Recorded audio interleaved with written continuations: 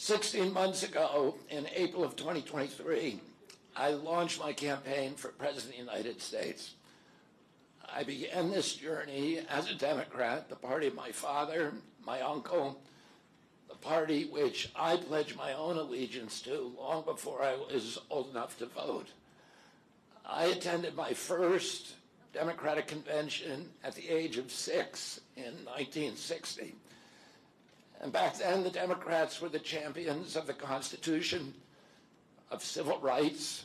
The Democrats stood against authoritarianism, against censorship, against colonialism, imperialism, and unjust wars.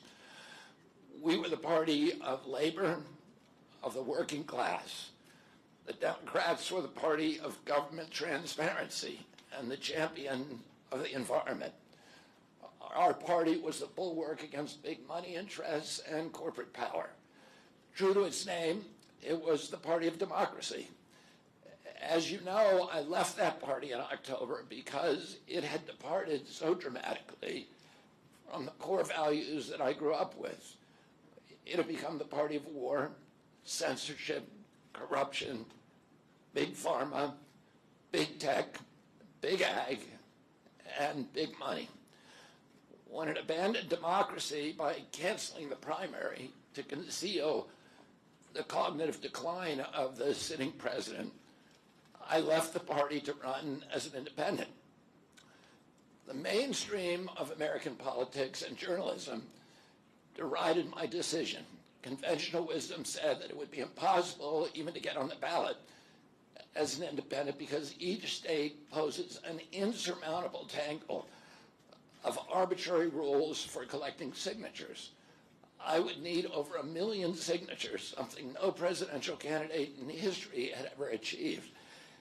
And then I'd need a team of attorneys and millions of dollars to handle all the legal challenges from the DNC. The naysayers told us that we were climbing a glass version of Mount Impossible. So the first thing I want to tell you is that we proved them wrong. We did it because beneath the radar of mainstream media organs, we inspired a massive independent political movement. More than 100,000 volunteers sprang into action, hopeful that they could reverse our nation's decline. Many worked 10-hour days, sometimes in blizzards and blazing heat. They sacrificed family time, personal commitments, and sleep month after month, energized by a shared vision of a nation healed of its divisions.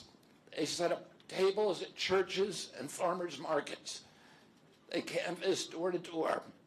In Utah and in New Hampshire, volunteers collected signatures in snowstorms, convincing each supporter to stop in the frigid cold, to take off their gloves, and to sign legibly.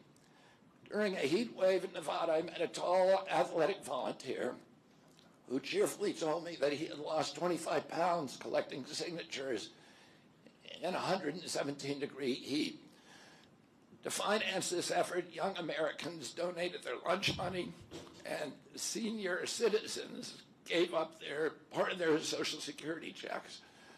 Our 50-state organization collected those millions of signatures and more. No presidential campaign in American political history has ever done that. And so I want to thank all of those dedicated volunteers and congratulate the campaign staff who coordinated this enormous logistical feat. Your accomplishments were regarded as impossible. You carried me up that glass mountain. You pulled off a miracle. You achieved what all the pundits said could never be done. You have my deepest gratitude, and I'm never going to forget that, not just for what you did for my campaign, but for the sacrifices you made because you love our country. You showed everyone that democracy is still possible here. It continues to survive in the press and in the idealistic human energies that still thrive beneath a canvas of neglect and of official and institutional corruption. Today, I'm here to tell you that I will not allow your efforts to go to waste.